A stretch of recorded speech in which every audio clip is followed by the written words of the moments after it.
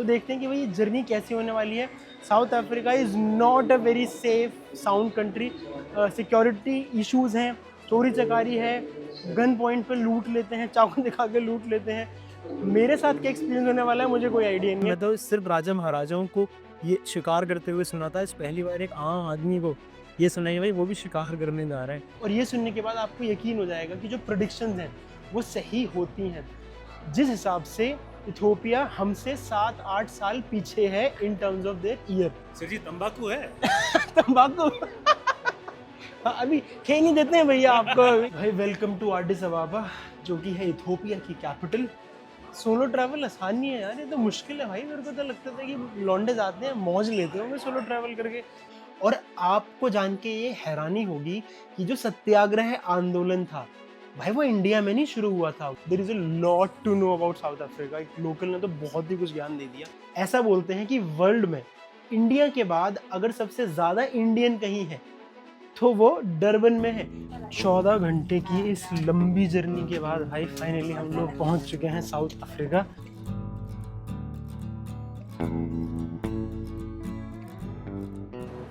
तीस से भी ज़्यादा कंट्रीज ट्रैवल करने के बाद आज मेरे को ना एक नर्वसनेस सी फीलिंग हो रही है। वो नर्वसनेस क्यों फील हो रही है? क्योंकि पहली बार आज मैं अकेला ट्रैवल कर रहा हूँ।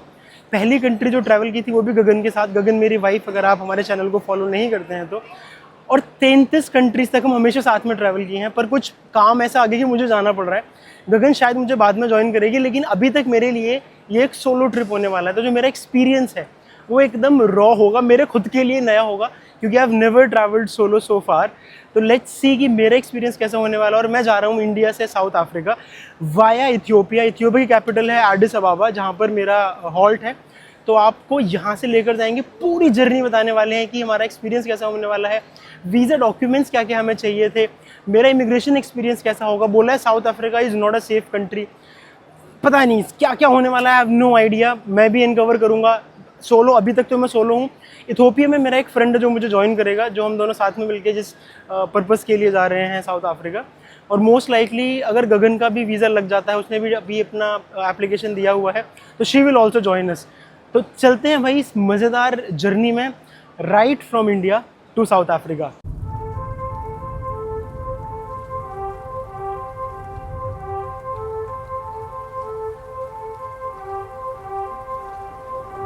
नहीं, चेक इन बैगेज में कुछ भी नहीं है। ये दोनों बैग मेरे ही हैं, वो बड़ा दूर भेज दिया आपने। दिल्ली एडिस एडिस से डाउन तक का बोर्डिंग पास है। ठीक है। 1:30 बजे बोर्डिंग शुरू होगी, 2 बजे टिकट शुरू है। Gate number 12 11। और बाकी तो हो गया। ठीक है। ठीक है। ये टैग नंबर है क्या? ये ऊपर ये जो लिखा ये है? हैंड बैग है और वो डोर क्लोज है। अच्छा ठीक है, आपका वो है। Thank you so much, thank you. तो भाई हमारा चेक इन हो गया है। और एक बात मैंने नोटिस करी, साले जितना भी जल्दी आप एयरपोर्ट आ जाओ, चेक इन की लाइन तो लंबी मिलती है आपको। मेरी फ़्लाइट है 2:30 बजे की, और मैं आ गया था यहाँ पे 10 सवा 10 बजे के आसपास, और फिर भी मुझे पूरे चेक इन लाइन में खड़े खड़े पौना घंटा लग गया। तो मतलब ये है कि आप जितना भी जल्दी आ जाओ, चेक इन लाइन तो आपका टाइम खाएगी। तो अब चलते हैं सिक्योरिटी चेक इन की तरफ, उसके बाद इमिग्रेशन होगा। एक FTI TTP का भी मेरे को पता करना है, वो भी चेक करता हूँ कि वो डिजिटल इमिग्रेशन क्या है। वो मैंने कभी एक्सप्लोर नहीं किया, let me find it out. Immigration भी हो गया, सिक्योरिटी चेक इन भी हो गया, और एकदम ही स्मूथ मक्खन की तरह हुआ, कोई प्रॉब्लम ही नहीं थी। इमिग्रेशन ऑफिसर ने तो कुछ क्वेश्चन भी नहीं पूछे, बस पासपोर्ट देखा, उस पर वीज़ा देखा और बोला जाओ बेटा ऐश मारो। तो भाई FTI TTP जो मैं आपको बता रहा था, मैं उसके बारे में थोड़ा ज्ञान दे देता हूँ। ये एक fast track immigration trusted traveller programme है जो इंडियन गवर्नमेंट ने इनिशिएट किया है, जहाँ पर आप बाकी और कंट्रीज़ की तरह डिजिटली अपना इमिग्रेशन कंप्लीट कर सकते हैं प्रोसेस। तो उसके लिए आपको क्या करना होता है, FTI TTP की वेबसाइट पे आपको जाके अपना अकाउंट क्रिएट करना होगा। फिर किसी जैसे दिल्ली एयरपोर्ट पे आके आप अपने फिंगरप्रिंट देंगे, फिर अगले ट्रिप ऑनवर्ड्स आपको लाइन में लगने की ज़रूरत ही नहीं है इमिग्रेशन की। आप डिजिटल गेट पर जाएंगे और इमिग्रेशन करके बाहर निकल जाएंगे, जिससे आपको बहुत टाइम बचने वाला है। मैं जब उनके पास गया तो जो मैंने एप्लीकेशन क्रिएट किया था वो मैंने पुराने पासपोर्ट के साथ किया था। मेरा पासपोर्ट अभी रिसेंट में चेंज हुआ है, और चेंज होने का रीज़न ये नहीं था कि वो एक्सपायर हो गया था, रीज़न ये था कि वो भर गया था। तो एक मिडिल क्लास लौंडे के लिए जिसने इंटरनेशनल ट्रैवल कभी सपनों में सोचा था, पासपोर्ट भर जाना एक बड़ी बात है, मेरे लिए तो है। हाँ जी, तो फिर जब मैं उसके पास गया भाई के पास फिंगरप्रिंट देने के लिए, तो उसने बोला कि जी आपका जो पासपोर्ट है वो चेंज हो चुका है नंबर, तो आपको वापस से एप्लीकेशन रजिस्ट्रेशन प्रोसेस करना पड़ेगा और फिर अपने फिंगरप्रिंट देने पड़ेंगे। मैंने आधा घंटा लगा के फ़ोन पे ट्राई भी किया, पर इनका इंटरेक्शन इतना गंदा है फ़ोन पे कि वो हुआ ही नहीं। तो फिर मैंने गिव अप कर दिया। मैंने कहा भैया जब लैपटॉप पर बैठेंगे तब ट्राई करेंगे। तो भाई अब आराम से मैं यहाँ पर अपना आराम से 2 घंटे का टाइम किल करूँगा, क्योंकि अभी जो मेरी फ़्लाइट है वो 2:30 बजे के आसपास है और अभी 12 बजे हैं, तो मेरे पास 2 घंटे तो मिनिमम है ही है। तो अपना टाइम किल करूँगा और फिर आपको दिखाऊंगा इथोपियन एयरलाइन, क्योंकि मैं इथोपियन एयरलाइन से जा रहा हूँ। मेरा एक्सपीरियंस इथोपियन एयरलाइन का कैसा है। इथोपिया में जब मैं उतरूँगा तो वहाँ की जो कैपिटल है एडिस अबाबा, वहाँ का एयरपोर्ट हमारा ट्रांजिट है, तो वहाँ पर आपको उसका एक्सपीरियंस भी बताएंगे कि उसका एक्सपीरियंस कैसा है। और इथोपिया की एक मज़ेदार बात बताऊँ आपको कि जो वर्ल्ड में कॉफ़ी इन्वेंट हुई है भाई वो इथोपिया में ही हुई है। तो वहाँ पर कॉफ़ी की प्रॉपर एक सेरेमनी है। अगर एयरपोर्ट पे ऐसा कुछ भी होगा तो मैं आपको ज़रूर दिखाऊंगा। और हाँ, इथोपिया एयरपोर्ट पर ही मेरे को मेरा जो फ्रेंड है जो मेरे साथ ट्रैवल कर रहे हैं वो मिलने वाले हैं। तो देखते हैं कि भाई ये जर्नी कैसी होने वाली है। South Africa is not a very safe sound country. Security issues हैं, चोरी चकारी है, गन पॉइंट पे लूट लेते हैं, चाकू दिखा के लूट लेते हैं। मेरे साथ क्या एक्सपीरियंस होने वाला है मुझे कोई आइडिया नहीं है। Let's see how safe it is. बोलते हैं सिर्फ कैब में ही ट्रैवल करना चाहिए। बहुत कुछ है मेरे पास साउथ अफ्रीका के बारे में बताने के लिए, तो जर्नी में चलते रहते हैं, साथ साथ आपको ज्ञान देते रहते हैं और जो भी मैं एक्सपीरियंस कर रहा हूँ मैं आपको बताता रहता हूँ। भाई मुझे बैठे बैठे बस 1 ही घंटा हुआ है और ऐसा लग रहा है कि मैं मुद्दतों से अकेला बैठा हूँ, उससे उदास सा। भाई साथ में ट्रैवल कर करके ना ऐसी आदत ख़राब हो गई है कि अकेले तो हो ही नहीं रहा है मेरे से ट्रैवल। मतलब I am missing her already. ये भी तो ट्रिप शुरू ही हुई है। सोलो ट्रैवल आसान नहीं है यार, ये तो मुश्किल है भाई। मेरे को तो लगता था कि लौंडे जाते हैं मौज लेते होंगे सोलो ट्रैवल करके। It is very hard to be with you all the time. 2-3 घंटे में समझ में आ गया है, पता नहीं कैसे जाएगी आगे की trip. I am not too sure, पर देखते हैं भाई क्या लर्निंग्स होने वाली हैं। I am not sure. मैं तो आउट ऑफ वर्ड्स ही जाने लग गया हूँ अभी से। गगन जो होती है साथ में तो दोनों मिल बांट के ब्रेनस्टॉर्म करके कुछ ना कुछ कंटेंट बना लेते हैं। अब मुझे नहीं पता कैसा लग रहा है अभी तक का, ये बताओ तो सही कमेंट करके, मेरा हौसला अफजाई तो करो। अगर आपको किसी के साथ ट्रैवल करने की आदत लग जाए तो सोलो ट्रैवल करना थोड़ा मुश्किल तो होता ही है। हाँ, सोलो ट्रैवल आपको फ्रीडम देता है, अपनी पेस पर एक्सप्लोर करने का मौका देता है, लेकिन जो चीजें आप मिस करते हैं वो ये है कि देख देख व्यू कितना प्यारा है, अच्छा ये खाना तुझे कैसा लगा, क्योंकि अब ये सवाल अपने आप से तो नहीं करेंगे आप। तो भाई बज गए हैं रात के 2 और हमारी बोर्डिंग जो है वो शुरू हो गई है। अब देखते हैं कि हमारा एक्सपीरियंस कैसा है, इसका फूड कैसा है, इसमें फूड भी मिलेगा। So let's see how it all goes till Aedes अबाबा। मुझे हमेशा लगता था कि इथोपियन एयरलाइन कोई रीजनल एयरलाइन है, लेकिन रियलिटी में ये 120 से भी ज्यादा डेस्टिनेशन कवर करती है, which includes Asia, Europe and America. और सिर्फ इथोपिया ही नहीं, ये पूरे अफ्रीका की कनेक्टिविटी की बैकबोन है। तो भाई टेक ऑफ किए हुए हमें लगभग 2 घंटे हो गए हैं और जो ये कैरियर है ना, ये बड़े वाला कैरियर है। जैसे यूजुअली अगर आप फ्लाइट देखते हो तो 3 चेयर्स स्पेस होता है, फिर साथ में 3 सीट्स और होती हैं। यहाँ पर है 3 स्पेस 3 स्पेस 3। तो ये जो बड़े वाले कैरियर्स होते हैं वो वाला है। और जैसे ही हम यहाँ पर आके बैठे, इन्होंने हमें एक तकिया दिया, साथ में एक ब्लैंकेट था और अब खाना सर्व किया है। अब क्योंकि फ्लाइट दिल्ली से उड़ी है तो आपको नॉर्थ का टच तो मिलेगा ही, तो हमें मिले गुलाब जामुन, सैलेड, कुकीज और साथ में मिला हेडफोन वाला बन। और हॉट मील में हमें मिले राइस, छोले और पनीर की सब्जी का कॉम्बिनेशन। खाने का टेस्ट काफी डिसेंट था, तो मैंने मजे से अपना खाना खाया और बाद में मुंह मीठा करने के लिए गुलाब जामुन को गप करके निगल लिया। और खाना फिनिश करने के थोड़ी देर बाद अनाउंसमेंट हुई कि भाई अब हम लोग डिसेंड कर रहे हैं और हम लैंड करने वाले हैं इथोपिया की कैपिटल एडिस अबाबा।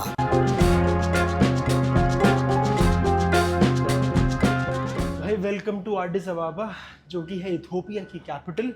तो अभी हम लोग जाएंगे ट्रांसफ़र डेस्क पे और अपनी जर्नी को आगे करेंगे कंप्लीट। 50% जर्नी हो गई है, 50% रहती है। और इथोपिया के बारे में आपको कुछ ऐसी बातें मैं बताने वाला हूँ जो सुन के आप शॉक भी हो सकते हैं।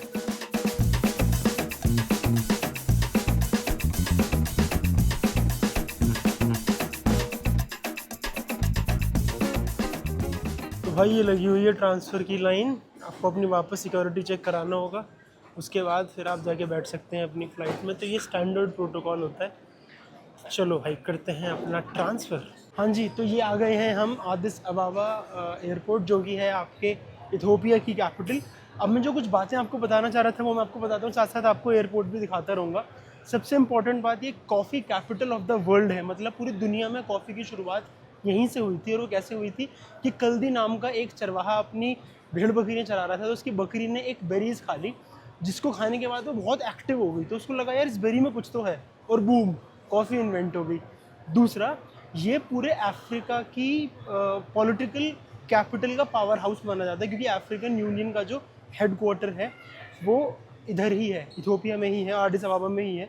और उसका रीज़न क्या है कि एडिस अबाबा अफ्रीका की 2 कंट्रीज़ में से एक कंट्री है। एक तो यह है, एक शायद लाइबेरिया है, जो कभी भी कॉलोनाइज्ड नहीं हुए हैं। कॉलोनाइज का मतलब कि किसी और इन्वेडर ने आके, जैसे डच ने आके या अंग्रेज़ों ने आके इसको एक्वायर कर लिया हो बाय फोर्स और अपने कल्चर को थोपा हो और इसके अंदर डाइवर्जन बढ़ाया हो। जैसे कि साउथ अफ्रीका के अंदर तो कॉलोनाइजेशन का बहुत तगड़ा इम्पैक्ट हुआ था, तभी नेल्सन मंडेला का जन्म हुआ था, इन द सेंस कि that's why he rose to the height कि भाई मुझे ये सब जो अपार्थाइड है वो ख़त्म करना है। तो मैं आपको जब साउथ अफ्रीका पहुँचेंगे उसके बारे में और बताऊँगा। अभी फ़िलहाल बात करते हैं इथियोपिया की।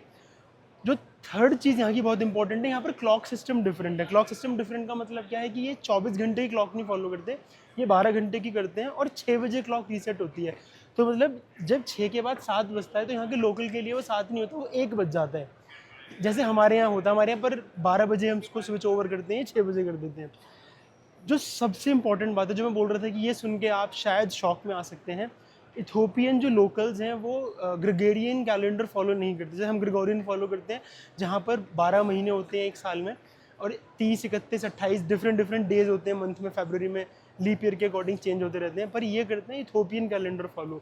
इथियोपियन कैलेंडर की क्या मज़ेदार बात है कि ये 13 महीने का एक कैलेंडर होता है, जिस हिसाब से इथियोपिया हमसे 7-8 साल पीछे है in terms of their year, जो लोकल फॉलो करते हैं।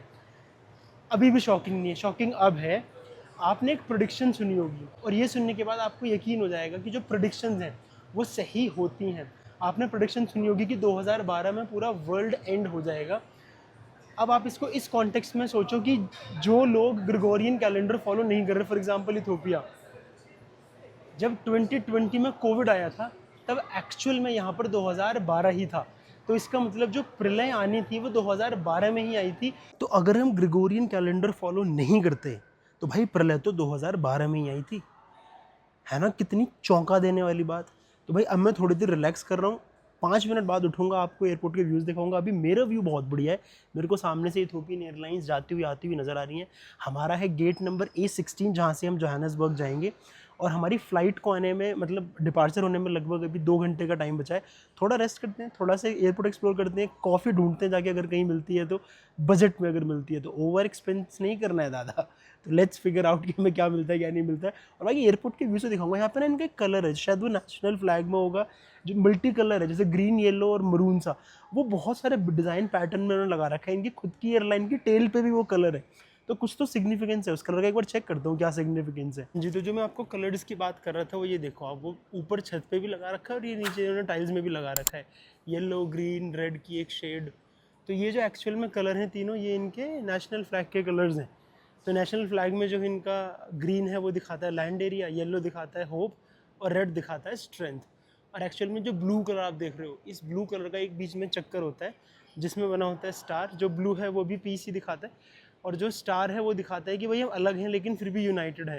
तो ये सिग्निफिकेंस है इन कलर्स के। पूरे एयरपोर्ट पे उन्होंने ये ही कलर जगह जगह लगा रखे हैं। एयरपोर्ट के अंदर से ना बाहर के कुछ नज़ारे दिख रहे हैं। ऑफकोर्स मैं बाहर नहीं जा सकता, पर ये देखो यार, बहुत खूबसूरत लग रही है यार ये तो देखने में। एडिस अबाबा सिटी, क्या मस्त चौड़ी चौड़ी सड़कें हैं, फर्स्ट क्लास बिल्डिंग्स बनी हुई हैं, नहीं ग्रीनरी, और ये देखो माउंटेन्स भी हैं। तो कभी जब हम आएंगे इथियोपिया तो मुझे लगता है कि डिसअपॉइंट नहीं करेगी country. It is looking really beautiful. ये है मेरे फ्रेंड गणेश, जिनका मैं वेट कर रहा था, इथियोपिया में मिले हैं। हाँ, बहुत सालों से हम साथ में काम कर रहे हैं। क्योंकि यहाँ की कॉफ़ी बहुत फेमस है, तो हम एक कॉफ़ी स्टोर में आ गए हैं। अभी हमने इसको बोला तो है कि कॉफ़ी दे दे हमें। मेरे को लगता नहीं भाई को समझ में आया, बट लेट्स फिगर आउट कि कितने की है और क्या है। अब इथियोपिया में है तो कॉफ़ी ट्राई करना तो बनता ही है। हाँ जी भाई, तो ये आ गई हमारी इथियोपियन ऑथेंटिक कॉफ़ी। और ये एक कोट क्या है गणेश? इथियोपियन कॉफ़ी जब आप पीते हो it slaps your soul, but हमारे में it actually slapped our asshole. Slapping this asshole. तो चलो भाई इसको टेस्ट करते हैं। वैसे गणेश ने तो एक सिप ले लिया है, उनको तो लगा कि हाँ भाई है तो हार्ड बड़ी, तो लेट मी ट्राई। हार्ड तो है भाई। कॉफी और घेवर अच्छी चलेगी। केफियर, हाँ हम घेवर लेके आए साथ में, तब कॉफी जिसमें चीनी नहीं डाली क्योंकि हम हेल्थ कॉन्शियस है, और घेवर जिसमें चीनी है। बढ़िया कॉम्बिनेशन है, लेट्स गो। भाई जब मैंने कॉफ़ी पी ना तो बड़ी हार्ड लगी, लेकिन जैसे जैसे मैं उसको पीता गया ना वो स्मूथ होती चली गई, और एंड में तो क्या लाजवाब स्वाद आने लग गया। तो सही में यहाँ की कॉफ़ी में भाई बात तो है, it's a very good coffee. पर कॉफ़ी से मैं आपको लेके जाना चाहता हूँ एक बहुत ही इंपॉर्टेंट पॉइंट पर। वो इंपॉर्टेंट पॉइंट क्या है कि जब आप अफ्रीका में ट्रैवल करते हो किसी भी कंट्री में, तो दो चीज़ों की रिक्वायरमेंट पड़ती है। एक पड़ती है आपको येलो फीवर सर्टिफिकेट, दूसरा आपको पड़ता है पोलियो सर्टिफिकेट। अगर आप इथोपिया आ रहे हो तो आपके पास पोलियो सर्टिफिकेट होना चाहिए। वो आपको मिल जाता है, एक एयरपोर्ट ने एक अथॉरिटी बना रखी है, उसका नाम आपको स्क्रीन पर दिख रहा होगा। वो हमारे एयरपोर्ट के पास में है, दिल्ली में, तो स्पेसिफिकली आप अपनी सिटी में देख सकते हैं कहाँ पर है। वहाँ से आपको पोलियो की ड्रॉप लेनी पड़ती है, और वो सर्टिफिकेट 1 साल के लिए वैलिड होता है। और अगर आप किसी येलो फीवर कंट्री में जा रहे हैं तो वहाँ के लिए आपको येलो फीवर सर्टिफिकेट लेना पड़ता है, मतलब उसकी डोज लेनी पड़ती है, वैक्सीन लेनी पड़ती है, और फिर आपको लाइफ टाइम के लिए वो ये चलता है। तो जो पोलियो है वो 1 साल के लिए वैलिड है, येलो फीवर लाइफ टाइम है। तो हमारे पास येलो फीवर सर्टिफिकेट ऑलरेडी है, लेकिन पोलियो जो हमने लिया था तो वो 1 साल के अंदर एक्सपायर हो गया, तो पोलियो नहीं है हमारे पास।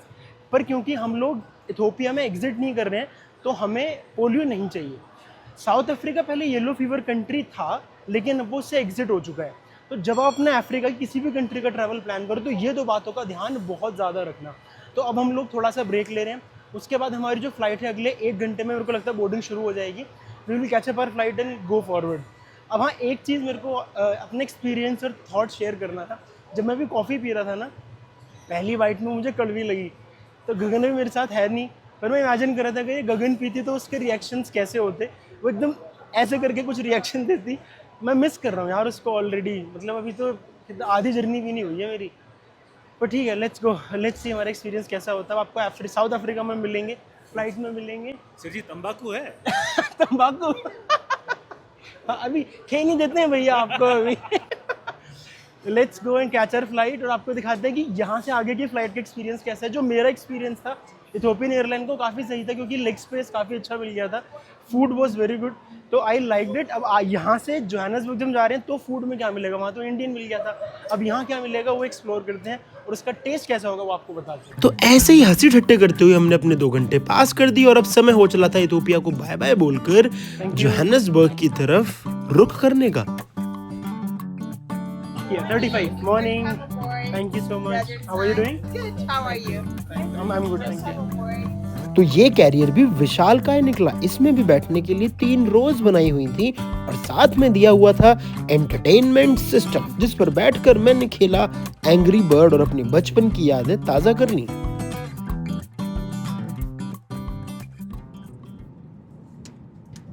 Drink for you, please, sir. Ginger L Juice, tea, coffee, water. You can give me coffee, Sugar free for the coffee. milk and no sugar. Is this the only meal, or will you be giving meal also? Sorry? Is this the only food? No, we have second service. You have second service. Okay, thank you. तो भाई इन्होंने ये भी दिया है सुबह सुबह नाश्ते में, ये दी है कॉफ़ी, ब्लैक कॉफ़ी, साथ में क्रीमर। फिर मैं मिलाता हूँ क्रीमर और बनाता हूँ ब्लैक कॉफ़ी। और एक मज़े की बात क्या है कि जो इनकी एक ना वीडियो चली थी इथोपियन एयरलाइन की, जैसे ही हमारी फ़्लाइट ने टेक ऑफ किया था, तो इन्होंने उनकी इंट्रोडक्शनल वीडियो में ये बताया कि जो पहला ह्यूमन फाइंड आउट हुआ था वो इथोपिया में ही हुआ था। उस एंगल से देखा जाए तो हम सारे ही इथोपियन हैं, ये इनकी फ़िलॉसफी है। अब वो कितनी करेक्ट है आई हैव नो आइडिया, मैंने इनकी प्रमोशनल वीडियो में देखा था।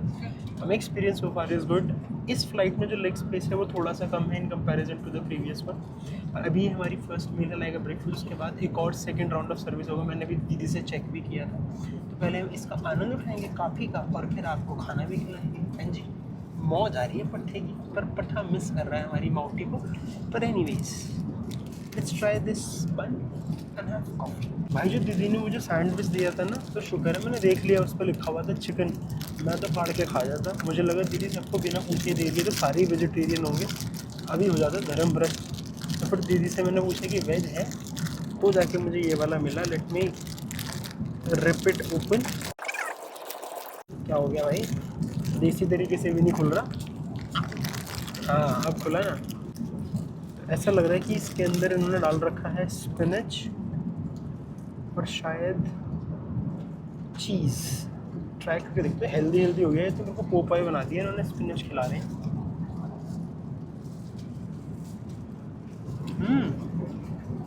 बढ़िया है।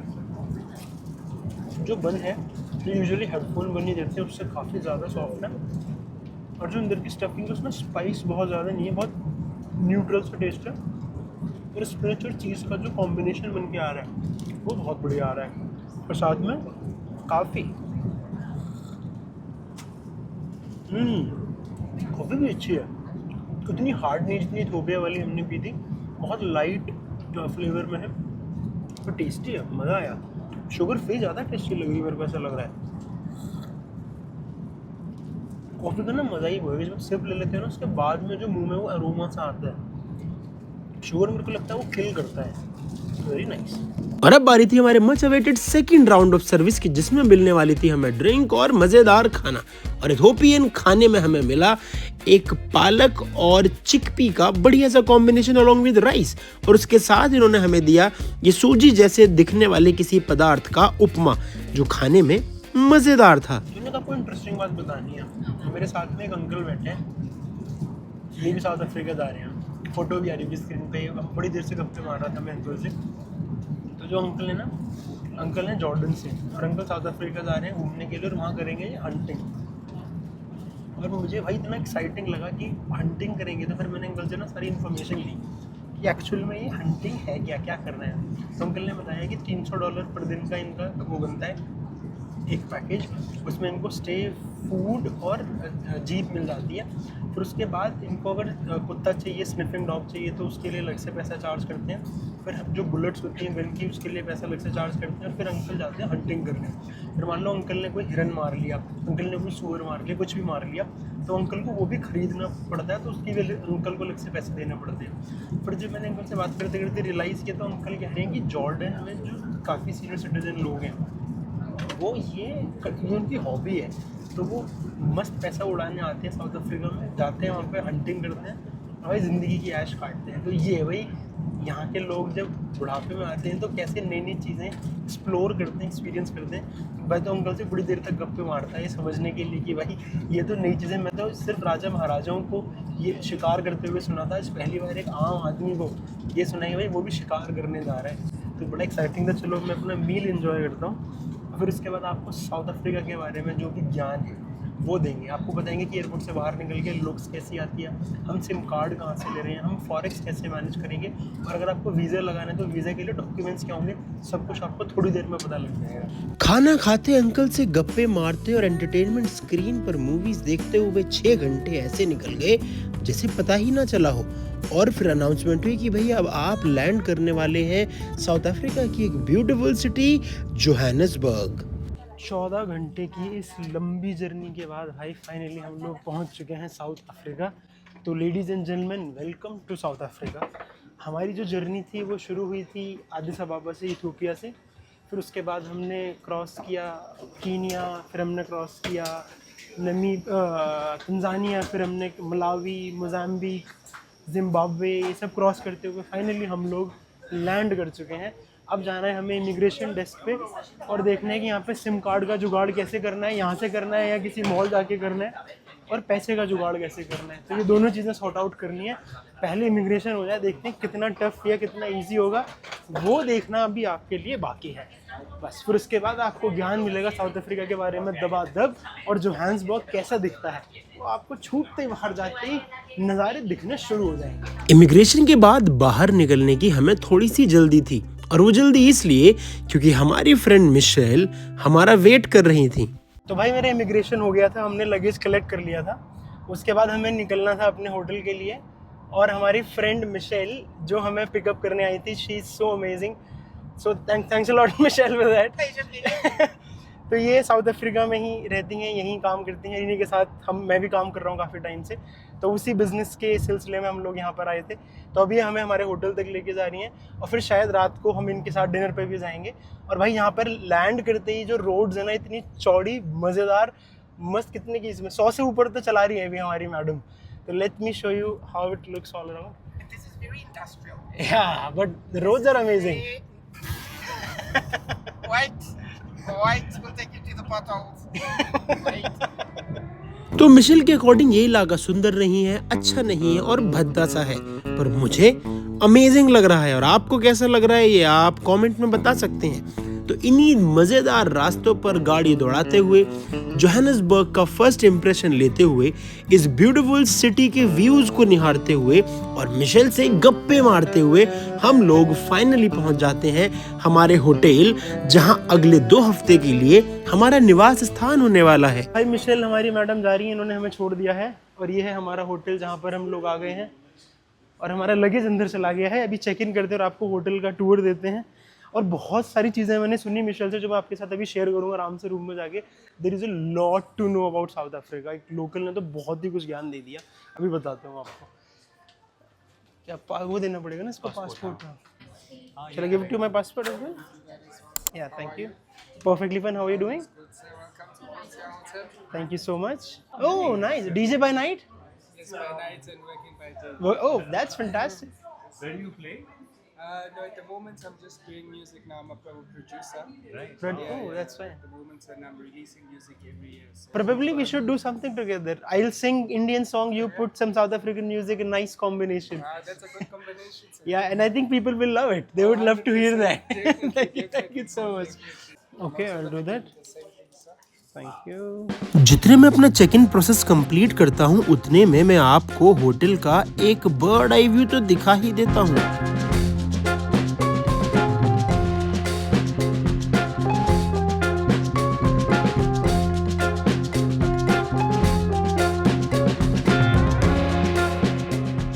चेक इन हो गया है और ये भाई हमारा सामान लेके ऊपर रूम में जा रहा है।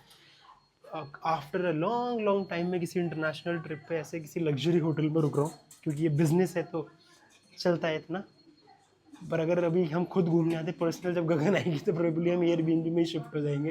पर let's see, I am hoping कि हमारी मॉडी का जो वीज़ा है वो आराम से लग जाए। तो अभी आपको रूम टूर देता हूँ, फिर पूरा होटल भी दिखाऊंगा। काफ़ी कुछ है, ब्रेकफास्ट कॉम्प्लीमेंट्री है और जो ज्ञान मेरे को मिशेल से मिला है वो आपके साथ शेयर करूँगा। सेफ्टी को लेकर उसने बहुत सारे टिप्स दिए कि don't take it lightly. It is कुछ एरिया में क्या क्या करना सेफ नहीं है, I will tell you right now. ये है प्रॉपर्टी जहाँ पर हम रुके हुए हैं। ये इसका स्विमिंग पूल एरिया है, ये पूरा ग्रीनरी है और इस आइल से मैं चलते हुए आया हूँ। ये मेरा रूम नंबर है, रूम नंबर 1422। और जैसे ही आप कमरे में घुसते हैं, ये इनका फर्स्ट क्लास बाथरूम है, ये बाथ टब है जिसमें आप मज़े ले सकते हैं और ये पूरी टॉयलेटरी एंड ऑल। ठीक है, अब हम चलते हैं अंदर की तरफ और मैं गेट को कर देता हूँ बंद।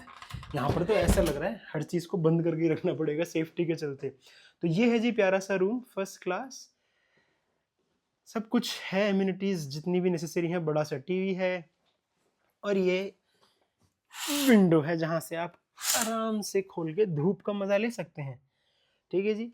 तो जो साउथ अफ्रीका है उसका जो वेदर है वो इंडिया से ऑपोजिट चलता है। जैसे अभी हमारे यहाँ गर्मी का मौसम है तो यहाँ सर्दी रहेगी, जब हमारे यहाँ सर्दी आएगी तो यहाँ गर्मी आ जाएगी, क्योंकि हम हमारी भूमध्य रेखा के ऑपोजिट साइड में बिलोंग करते हैं। अंग्रेजी में नाम भूल गया, हिंदी में पता है, आप हिंदी लोग हैं। ठीक है जी। तो अब जो मैं आपको बताने वाला हूँ वो ये है कि जो अच्छा पहले तो इस होटल की कॉस्ट, ये होटल की 2 हफ्ते के लिए मैंने बुक किया है क्योंकि थोड़ा लंबा काम है। देखते हैं गगन कब तक आएगी अगेन। अगर ये रूम में गगन आती तो ऑफ कोर्स बड़ी खुश हो जाती, मज़ा आ जाता। पर हाँ, अगर गगन आती तो हम इस रूम में ही नहीं आते। लड़की कहती ना ना ना, ना खर्चा नहीं, बजट में चलना है। ठीक है, तो यहाँ की जो मुझे कॉस्ट पड़ी है वो पड़ी है 2 हफ्ते के लिए। फॉर एग्जाम्पल कितने हो गए आपके, 13 दिन हो गए। 13 दिन की कॉस्ट मुझे पड़ी है $1100 इस होटल की। इसमें ब्रेकफास्ट इंक्लूडेड है। ये मैरियट का होटल है, प्रोटी जो चेन है वो प्रोटी चेन है, जो प्रोटिया, शायद प्रोटिया बोलते हैं, वो इसको रन कर रहे हैं। तो प्रॉपर्टी बड़ी सही है मेरे हिसाब से। तो रूम काफ़ी है, अच्छा बड़ा है। आप आराम से काम करना है तो यहाँ वर्क स्टेशन पे बैठ के काम कर सकते हैं। बुक्स वगैरह दी हुई हैं। अब मैं बताता हूँ जो बातें मिशेल ने हमें बताई। मिशेल ने मेरे को ये बोला कि यहाँ पर वॉक करना बिल्कुल भी सेफ नहीं है। बहुत लिमिटेड एरियाज हैं, जैसे जहाँ अब हम रुके हैं, दिस इज सेफर एरिया, यहाँ पर आप वॉक कर सकते हो, लेकिन 5 साढ़े 5 बजे शाम को से पहले पहले। और जब मैं आ रहा था निकल के, मैं थोड़ा और बैक ट्रैक करता हूँ। हम लोग एयरपोर्ट से निकले, मिशेल आई, मिशेल ने हमें पिकअप किया। ठीक है, अब मेरे को पहले लुक में ऐसा लगा कि यार क्या ही इंफ्रास्ट्रक्चर है, क्या बड़े बड़े सेक्सी सेक्सी रोड्स हैं, आसपास पूरा ग्रीनरी, क्योंकि विंटर अभी निकल के गई है तो घास थोड़ी जल गई थी, पर सुंदर, अगर जब पूरी ग्रीन होगी तो बहुत सुंदर लगेगी, बिल्डिंग्स बहुत सुंदर सुंदर। पर जब मैं उन सुंदरता के बीच में से निकल रहा था तो हर रेड लाइट पर, हर सिग्नल पर बेगर्स थे यहाँ पर। तो जैसे बेगर अपने इंडिया में आपको जगह जगह दिखेंगे, यहाँ भी बेगर आपको जगह जगह दिखेंगे। तो वो मुझे एक कल्चरल सिमिलैरिटी नजर आई। जो डिसिमिलैरिटी नजर आई वो ये आई कि हमारे भारत में तो भाई आपको हर सिटी में, चाहे आप खराब से खराब सिटी में पहुंच जाओ जहां पर से बहुत ज्यादा क्राइम है, वहां पर भी लोग बहुत आराम से वॉक करते हैं और ऐसा डर नहीं है। लेकिन जब मैंने मिशेल से पूछा कि किन किन जगहों पर तू वॉक करेगी, तो मेजॉरिटी ऑफ द एरियाज में उसने बोला था कि I will never walk here on any given day. जहां हम रुके यहाँ से, this is a nice area, यहाँ पर मैं वॉक कर सकती हूँ, अगेन टाइम कंस्ट्रेंट है। और उसने बोला कि अकेले तो वुमेन को यहाँ निकलना ही नहीं चाहिए। तो अगर आप घूमने आ रहे हो साउथ अफ्रीका, तो आपको जिस चीज का ध्यान रखना है वो रखना है सेफ्टी सिक्योरिटी का बहुत ज्यादा। और जो एक इंपॉर्टेंट चीज उसने मुझे बताई कि यहाँ पर जितने भी स्नैचर्स हैं, वो आपके पास आएंगे, गन लगा देंगे, चाकू लगा देंगे और आपसे बोलेंगे कि माल निकाल दे। और वो स्पेशली किसे टारगेट करते हैं, जिसके पास कैमराज और आईफोन है, क्योंकि इनकी रीसेल वैल्यू बहुत अच्छी है। तो भाई मुझे लगता है बच के रहना पड़ेगा। और मुझे नहीं पता कि हाउ विल आई शूट, कि मैं आईफोन निकालूं या मैं कैमरा निकालूं, दोनों ही केस में वल्नरेबल हूं। तो जो अपने सराउंडिंग को ध्यान में रखते हुए हमें कंटेंट क्रिएट करना पड़ेगा। वैसे मुझे इतना ज़्यादा टाइम लगेगा नहीं कंटेंट क्रिएट करने का, क्योंकि काम हमारा बैक टू बैक रहेगा दो हफ्ते। पर हाँ, जब भी मुझे मौका मिलेगा वीकेंड पे या कभी शाम के टाइम या सुबह के time, probably I will try my level best. तो अभी मैंने सिम कार्ड नहीं खरीदा है। एयरपोर्ट पे मुझे लगता था कि महंगा होगा और मिशेल बाहर वेट भी कर रही थी, तो मैंने नहीं खरीदा। तो अब हम जब शाम को 7 बजे उससे मिलने जाएंगे तो मैं उससे पूछ लूंगा कि भाई कहाँ से सिम कार्ड खरीदना है, तो कितने का होगा सिम कार्ड, मैं आपको इसी वीडियो में ज़रूर बताऊंगा। दूसरा, मैंने अभी कैश कन्वर्ट नहीं कराया है, मेरे पास कार्ड है। कार्ड में मैं रैंड लोड करके लाया था, एक्सिस बैंक का ई एक्सेस करके कार्ड आता है, वो मैंने लिया हुआ है। अगर वो नहीं है तो उसके जैसा अच्छा कार्ड नियो ग्लोबल भी, आप नियो ग्लोबल भी ले सकते हो। मैंने ऑर्डर किया था पर वो आने में लेट हो गया, तो वो मैं नहीं लेके आ पाया, तो एक्सेस वाला कार्ड मैंने ले लिया था। और तीसरी चीज़ वीज़ा। तो जो वीज़ा है यहाँ का, वो वैसे एक्सपेंसिव नहीं है, मतलब कोई कॉस्ट ही नहीं है। जो साउथ अफ्रीकन एम्बेसी है वो आपसे वीज़ा फ़ी लेती ही नहीं है। सिर्फ जो VFS ग्लोबल है, जो एजेंट है, जो सर्विस प्रोवाइडर है, बीच में जो मिडलमैन है, वो आपसे पैसे लेता है वीज़ा प्रोवाइड करवाने के थ्रू एम्बेसी। तो ये उसकी भी जो फीस है वो मिनिमल 2200 रुपये के आसपास है। और जो डॉक्यूमेंट की लिस्ट है साउथ अफ्रीका वीज़ा के लिए, वो काफ़ी लंबी लिस्ट है। इस वीज़ा का जो पूरा एक्सपीरियंस है कि हमने कैसे डॉक्यूमेंट्स दिए, कैसे हमें वीज़ा मिला, इसकी एक सेपरेट वीडियो बनाएंगे जिसमें डॉक्यूमेंट की पूरी लिस्ट आपको बताएंगे। डॉक्यूमेंट की लिस्ट उसकी उतनी ही बड़ी है जितनी बड़ी आपकी शेंजन वीज़ा की डॉक्यूमेंट लिस्ट होती है। अगर मैं आपको हाई लेवल या मोटा मोटा आंसर दूं तो क्या होगा, आपकी फोटोग्राफ, आपका पासपोर्ट जिसपे मिनिमम 2 पेज ब्लैंक होने चाहिए, और 90 दिन से ज़्यादा, 6 महीने से ज़्यादा वैलिड होना चाहिए from the date of departure in that country. तो मेरे केस में क्या था, जब मैंने पहले एप्लीकेशन लगाई तो मेरा वीज़ा फुल था, 2 खाली पेज नहीं थे और मैंने ध्यान नहीं दिया, तो उस चलते मेरा वीज़ा पहले उन्होंने रिटर्न कर दिया एप्लीकेशन। फिर मैंने वापस एप्लीकेशन लगाई तो मेरा वीज़ा लग के आया, और गगन का भी इन प्रोग्रेस है। उसके अलावा आपकी बैंक स्टेटमेंट मांगेंगे, वो 3 महीने की, आपकी 3 महीने की सैलरी स्लिप मांगेंगे, 2 साल का ITR एक्नॉलेजमेंट मांगेंगे आपसे। जो बैंक स्टेटमेंट है वो signed and stamped by the bank authority होनी चाहिए, ठीक है। आपके एम्प्लॉयर से आपके NOC मांगेंगे, और अगर आप बिजनेस करते हैं, बिजनेस ओनर हैं, तो आपकी कंपनी के लेटर हेड पे NOC आना चाहिए आप ही की तरफ से कि भाई ये कंपनी के लेटर हेड पे कि मैं जा सकता हूँ। आपकी कंपनी के अकाउंट की स्टेटमेंट लगेगी, तो उसमें कंपनी वाली इन्फॉर्मेशन लग जाती है सारी। तो बिजनेस ओनर के केस में उसके डॉक्यूमेंट थोड़े बदल जाते हैं। इन केस ऑफ जैसे हम लोग सैलरीड पर्सन है, उसके केस में एम्प्लॉयर से आपको NOC मिलता है, वो आपको लगाना पड़ता है, लीव लेटर आपको लगाना पड़ता है। और बहुत ज़्यादा इंपॉर्टेंट जो साउथ अफ्रीकन वीज़ा के केस में है वो है कवर लेटर। मैंने ये सुना है कि अगर कवर लेटर में आपने अपनी टेंटेटिव आइटनरी ठीक नहीं डाली है तो भी आपका वीज़ा रिजेक्ट हो जाता है। तो इन सारी डिटेल को माइन्यूटली हम वीज़ा वाले वीडियो में बताएंगे, जहाँ पर आपको प्रोसेस बताएंगे क्या है, कैसे जाना है, कहाँ जाना है, क्या क्या प्रोसेस, सब कुछ आपको बता देंगे। तो दिस इज योर वीज़ा। तो वीज़ा ही सॉर्ट आउट। करेंसी अभी मैं बाहर जाके एक्सचेंज पता करूंगा। एयरपोर्ट में एक्सचेंजेस थे, जब आप एयरपोर्ट से बाहर निकलते हो तो बहुत बड़ा लॉन एरिया है, वहां पर आपको सिम कार्ड मिल जाएगा। वोडाकॉम और MTN, ये 2 बड़े नेटवर्क प्रोवाइडर हैं। हाँ, और साउथ अफ्रीका की जो एक और बात है, यहाँ पर डेटा बहुत महंगा है। हमारे इंडिया की तरह नहीं है कि आपने 700 रुपये दिए तो 6 महीने तक आपको हर दिन 2 GB डेटा मिलेगा, नहीं। और जो एयर टाइम है उसके जो पैकेजेस हैं वो बहुत एक्सपेंसिव है। कितने एक्सपेंसिव है वो जब मैं सिम लूंगा तो मैं आपको बताऊंगा। मेरे हिसाब से जो बेसिक सिम कार्ड आता है बहुत कम डेटा के साथ, वो आता है लगभग $40 के आसपास, लेकिन जब मैं सिम लूंगा तो भी थोड़ी देर में आपको पता लग जाएगा। तो सिम कार्ड का मैं आपको बता देता हूँ कि जब भी आप जोहान्सबर्ग में आओगे, यहाँ पर हर चीज़ ना मॉड्यूलर है। जैसे आपको जो सिम है उसका पैसा अलग देना पड़ेगा, डेटा का पैसा अलग देना पड़ेगा, और जो कॉल के मिनट है उसे एयर टाइम बोलते हैं, उसका पैसा अलग देना पड़ेगा। तो अभी जैसे मैंने जो सिम लिया, सिम का चार्ज है 49 रैंड, जो डेटा मैंने लिया है 20 GB दिन में और 20 GB रात में, यहाँ ऐसे स्प्लिट करके देते हैं, डे एंड नाइट का कॉन्सेप्ट है, वो मेरे को पड़ा है 229 रैंड का। और जो एयर टाइम मैंने 20 मिनट भी लिए वो मुझे पड़े 40 रैंड के, मतलब 1 मिनट बात करने के लिए आपको 10 रुपये देने पड़ते हैं काइंड ऑफ। तो इतना एक्सपेंस पड़ता है आपको सिम का यहाँ पर। तो ये हमारा सिम का एक्सपेंसेस था। तो आप चेक कर सकते हो कि अगर एयरपोर्ट पे सस्ता मिलता है तो वहाँ से ले लेना, वरना नेल्सन मंडेला स्क्वायर है वहाँ से ये चार्जेस पड़ेंगे। Now you can take a call. South Africa की जो करेंसी है वो है रैंड, जिसको बोलते हैं ZAR, साउथ अफ्रीकन रैंड, ठीक है। तो जिसकी वैल्यू अगर मैं आपको बताऊं तो 1 रैंड हमारे इंडियन रुपीस के लगभग 5 रुपए के आसपास है, 4.78 के आसपास है, पौने 5 रुपए के आसपास है। तो इनकी करेंसी हमसे मजबूत है, 5 गुना महंगी है, ठीक है। और अब मैं अगर एक्सपेंसेस की बात बताऊं, जैसे मिशेल ने पार्किंग में अपनी गाड़ी लगाई थी तो उसकी पार्किंग लगभग 2 घंटे की पार्किंग के चार्जेस बैठे थे 120 रैंड, तो 12 पंजे 60, तो मतलब 600 रुपये पार्किंग लगी थी एयरपोर्ट में। तो माइट भी एयरपोर्ट का एरिया था इसीलिए पार्किंग एक्सपेंसिव है। बाकी जब और आगे वीडियोस बनेंगे तो उसमें आपको कॉस्ट ऑफ लिविंग क्या है, दूध दही कितने का मिलता है, जो हमारी फेवरेट जगह है कि हम एक सुपर मार्केट में जाके कॉस्ट ऑफ लिविंग बताते हैं, वो भी आपको बताएंगे। अब हम आते हैं एक्चुअल साउथ अफ्रीका को समझते हैं थोड़ा सा। तो सबसे पहला क्वेश्चन मैं आपसे पूछ रहा हूं, बिना गूगल करे कमेंट में बताओ कि साउथ अफ्रीका की कैपिटल का नाम क्या है। गूगल मत करना, और आपका समय शुरू होता है अब। करो कमेंट, करो कर दिया, ठीक है जी। अब जब आप कमेंट करोगे उसकी रिप्लाई में बताऊंगा इसकी कैपिटल क्या है, गूगल फिर भी मत करना, ठीक है।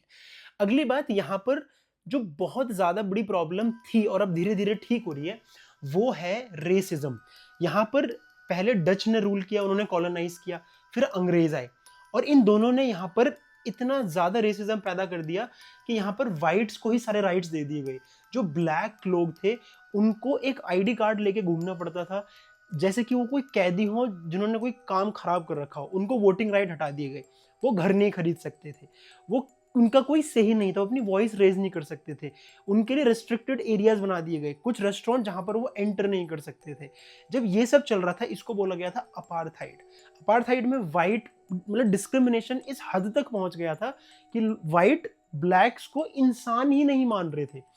उसके बाद ये चलता रहा 1962 तक। 1962 में नेल्सन मंडेला खड़े, उन्होंने एक अपनी आर्मी बनाई, उन्होंने कन्फ्रंट किया इस अपार्थाइड को, एंटी अपार्थाइड मूवमेंट चलाया उन्होंने, फिर उनको उठा के जेल में डाल दिया। 27 साल वो जेल में रहे, और वहां से Nelson Mandela rose to the height कि उन्होंने वो रेजिस्टेंस दिखाया कि मैं तब तक नहीं छोड़ूंगा जब तक आप इस डिस्क्रिमिनेशन को खत्म नहीं कर दोगे। उसके बाद 1994 में एक इलेक्शन हुआ जो पहली बार डेमोक्रेटिक इलेक्शन हुआ साउथ अफ्रीका की हिस्ट्री में, और उस इलेक्शन में नेल्सन मंडेला बने यहाँ के पहले ब्लैक प्रेसिडेंट। पावर आने के बाद भी उन्होंने बदला नहीं लिया, और इसीलिए उनको एक लेजेंडरी फिगर का दर्जा मिला कि पावर आने के बाद उन्होंने तब भी सब कुछ शांति से सारे लॉज बदले, वाइट के कोई राइट नहीं छीने, सबको एक लेवल पर लेकर आए। साउथ अफ्रीका एक लौती ऐसी कंट्री है जहां पर 3 रेस डिफाइन की जाती हैं, व्हाइट, ब्लैक और कलर्ड। कलर्ड मतलब कि अलग अलग जगह से लोग यहाँ पर लाए गए, अफ्रीकन के साथ मिले, उनकी आगे पुश्ते बढ़ी या वंश आगे बढ़ा तो वो कलर्ड हो गए, क्योंकि they are not white, they are not black. और यहाँ पर एक लौती ऐसी जगह है जहाँ व्हाइट, ब्लैक, कलर्ड अगर आप वर्ड इस्तेमाल करते हो तो उसको रूड नहीं माना जाता। इस डिस्क्रिमिनेशन का आपको एक और एग्जांपल याद दिलाता हूँ। जब 1893 में महात्मा गांधी साउथ अफ्रीका में थे, जब वो लॉ की पढ़ाई कर रहे थे, तो डरबन में उनको रेल से धक्का मार के गिरा दिया गया था, अगर आपने वो मूवमेंट पढ़ा हो। तब महात्मा गांधी ने कहा कि भैया अब लॉ गया भाड़ में, फिर लॉगिरी छोड़ के महात्मा गांधी बन गए, नेतागिरी में आ गए हो। और आपको जान के ये हैरानी होगी कि जो सत्याग्रह आंदोलन था भाई वो इंडिया में नहीं शुरू हुआ था, वो शुरू हुआ था साउथ अफ्रीका में। तो महात्मा गांधी का भी यहाँ रोल था। 21 साल तक महात्मा गांधी यहाँ, हाँ लगभग 1893 से 1914 तक तो कितने 21 साल, क्या बात है, लौंडे की मेमोरी। 21 साल तक महात्मा गांधी यहाँ रहे, उसके बाद फिर वो इंडिया गए, उन्होंने मूवमेंट किया, लेकिन यहाँ पर वो लोगों को इतना मोटिवेट करके चले गए कि आप एंटी पैराथाइड में बिल्कुल मिलजुल के हिस्सा दोगे ब्लैक्स का, और हम मिल के इसको ख़त्म करेंगे डिस्क्रिमिनेशन, क्योंकि इंडियंस के साथ भी डिस्क्रिमिनेशन हो रहा था। तो लेवल बन गए थे, सुप्रीम वाइट, फिर इंडियन और फिर ब्लैक। तो ब्लैक के तो बिल्कुल राइट ख़त्म, ज़ीरो कर दिए गए थे। तो ये सारी हिस्ट्री है यहाँ की, जहाँ पर डिस्क्रिमिनेशन को अब धीरे धीरे लोगों ने ख़त्म किया, पर अभी भी कहीं ना कहीं माइंडसेट वो बना हुआ है। पर अच्छी बात मुझे क्या लगी, जब हम इसके मिशल के साथ आ रहे थे तो मैंने नोटिस किया कि यहाँ पर हर बंदा एक दूसरे को बहुत प्यार से ग्रीट कर रहा है। जैसे मैंने गेट खोला, hello sir, how are you doing today. अब मैं रियलाइज़ कर पा रहा हूँ कि जब भी मैंने किसी साउथ अफ्रीकन से बात भी की है, उनका जो पहला मैसेज है वो बहुत ही प्यारे ग्रीटिंग से शुरू होता है। तो अभी तक जो मेरा एक्सपीरियंस है यहाँ के लोगों से बात करने का, क्योंकि मैं पहले भी काफ़ी लोगों के टच में था, और अब मैं रिसेप्शन पे गया, रिसेप्शन से बात की, बहुत जॉली नेचर के हैं, ओपन टू टॉक हैं, फनी हैं और मज़ेदार लोग हैं। अब मेरा एक्सपीरियंस अगले 2 हफ्ते कैसा होने वाला है वो आपको अगले वीडियो में पता लगेगा। हाँ, और एक और इम्पॉर्टेंट फैक्ट, यहाँ पर हिंदी भाषा का भी इस्तेमाल होता है, और स्पेसिफिकली कौन से एरिया में, डरबन में। ऐसा बोलते हैं कि वर्ल्ड में इंडिया के बाद अगर सबसे ज़्यादा इंडियन कहीं है तो वो डरबन में है। डरबन को बोला जाता है little India of south Africa. तो इतने सारे ज्ञान को अगर आपने समेट लिया हो अपने अंदर, तो मैं आपसे विदा लेना चाहता हूँ। आई होप आपको ये स्टोरी सुन के मजा आया होगा। यूजुअली आपको हमसे स्टोरी टेलिंग 2 बंदे सुनने की आदत है, गगन से और मेरे से, पर फॉर्चुनेटली अनफॉर्चुनेटली सैडली मैं उसके साथ नहीं हूँ, वो मेरे साथ नहीं है। आपको ये स्टोरी कैसी लगी, आपको ये वीडियो कैसी लगी, क्या आपको अच्छा लगा ये पूरी जर्नी देख के, वो कमेंट करके ज़रूर बताना। और आपका एक कमेंट हमें बहुत मोटिवेट करता है। On that note, this is Veggie Wonder signing of. I will see you in next story, क्योंकि आज का डिनर और आने वाले दिन के जो कुछ कुछ इंस्टेंसेस मेरे साथ होंगे, यहाँ का जो एक्सपीरियंस मैं लूंगा, जो मेरा इंप्रेशन जो मेरे ऊपर आएगा साउथ अफ्रीका का, वो मैं आपको अगली कहानी में जरूर बताऊंगा। और अगर आपके मन में कोई एक स्पेसिफिक चीज हो जो आप जानना चाहते हो साउथ अफ्रीका के बारे में, तो वो कमेंट में जरूर लिखना, मैं उसको भी कवर करूंगा। और अगर आप हमारे साथ इंस्टाग्राम पे कनेक्टेड नहीं हो तो please join us on Instagram, क्योंकि वहां पर स्टोरीज लगातार आती रहेंगी। On that note, this is Veggie Wonder signing off, and I will say to all the veggies, keep wondering.